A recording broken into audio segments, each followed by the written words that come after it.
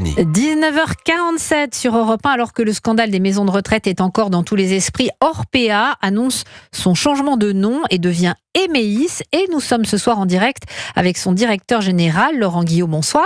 Bonsoir madame. Merci beaucoup d'être à mes côtés dans ce studio.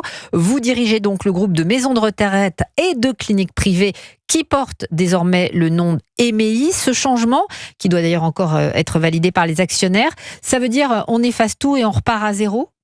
Ça veut dire que c'est la marque d'une transformation qu'on a réalisée depuis 2 ans. Je suis arrivé à peu près il y a 2 ans à la tête du groupe et avec l'ensemble des équipes, les 76 000 collaborateurs d'Emeis désormais, nous avons très largement transformé le groupe pour mettre au cœur du groupe, non pas l'immobilier comme c'était le cas avant, mais vraiment le soin et l'accompagnement à la fois pour toutes les fragilités. Vous l'avez dit, nous avons des cliniques et des maisons de retraite pour toutes les fragilités, c'est-à-dire les fragilités liées à des accidents de la vie, des fragilités liées à la progression des maladies mentales, notamment auprès de nos jeunes, et à des fragilités liées à l'âge, évidemment. Mais ce changement de nom, c'est pas aussi pour faire oublier cet énorme scandale qui est lié au livre Les Fossoyeurs de Victor Castanet, un livre sorti en janvier 2022 et qui a évidemment eu de très importantes conséquences sur Orpea. Ce changement de nom, on le doit aux équipes avant tout. Les équipes, elles font un travail extraordinaire au quotidien, auprès de nos patients, auprès de nos résidents, auprès de nos bénéficiaires. Et tous les jours, et pendant le Covid, nous les avons applaudis, nous les avons acclamés quand elles étaient auprès de nos aînés, auprès de nos malades.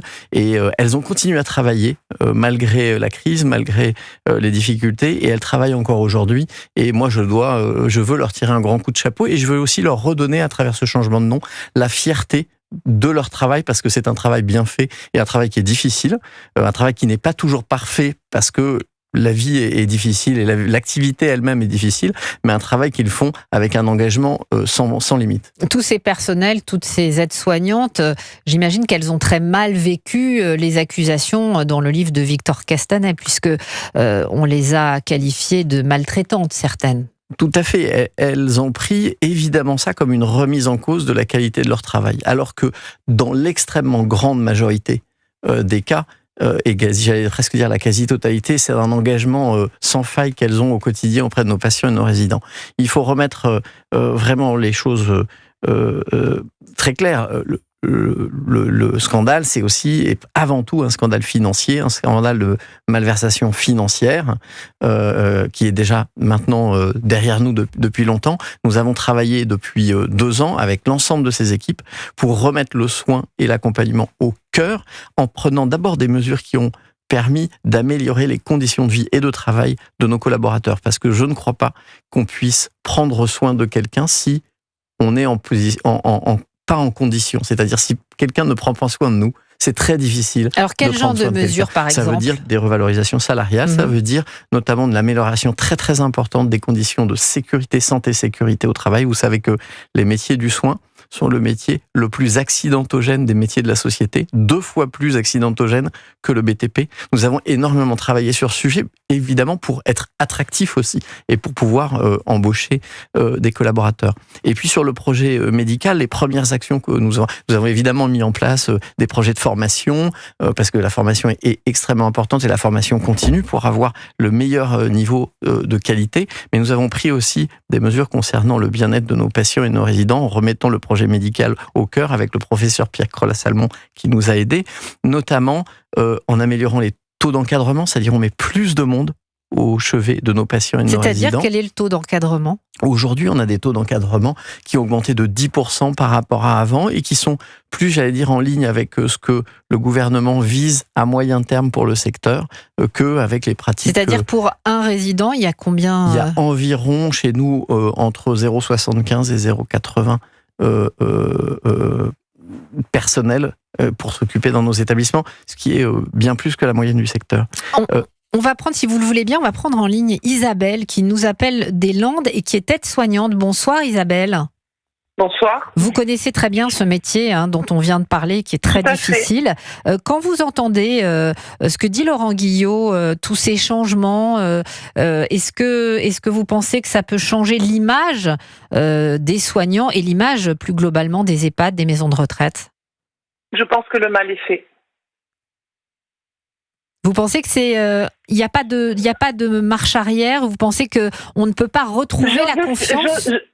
J'ose espérer que oui, mais ça va être très difficile et très compliqué, et il faut que nos dirigeants, notamment le monsieur que vous avez en face de vous, soient très clairs avec leur position politique et qui mettent en avant les personnels, parce que sans les aides-soignantes, les infirmières, les AMP, les ASH aussi qui ont leur part qui sont très importantes pour ces gens-là, pour la population que l'on a.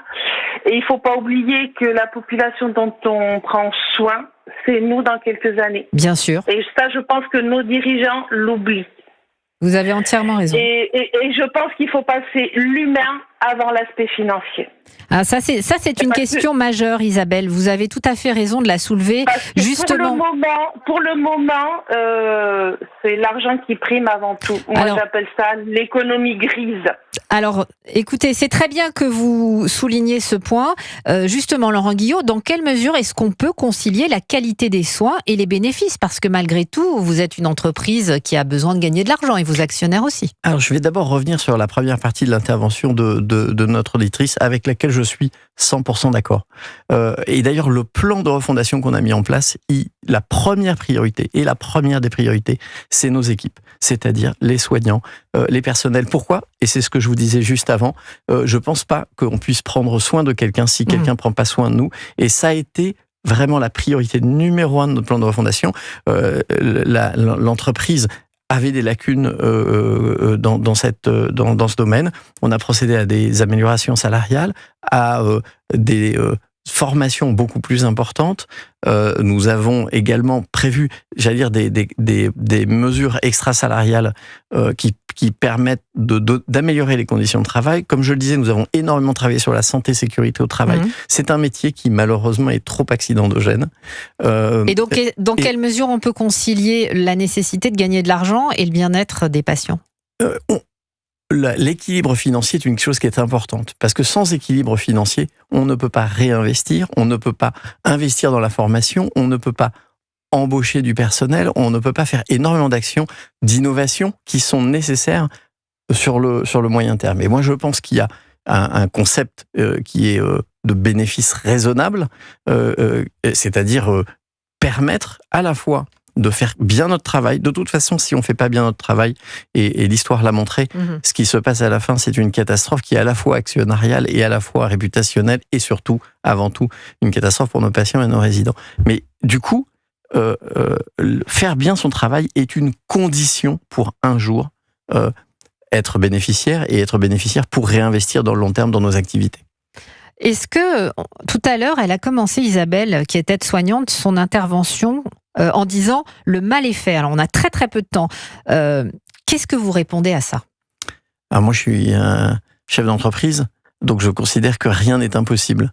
Ça, c'est constitutionnel de ma constitution, c'est comme ça. Et je pense que ce qu'on est en train de faire avec Emeis montre qu'on peut remonter la pente et qu'on peut être au service de nos patients et de nos résidents. Voilà, c'est donc un directeur général optimiste que j'ai à mes côtés. Merci beaucoup, Laurent Guillot, d'avoir été en direct sur Europe 1. Je rappelle que vous êtes directeur général de l'ex-Orpea, désormais Emeis.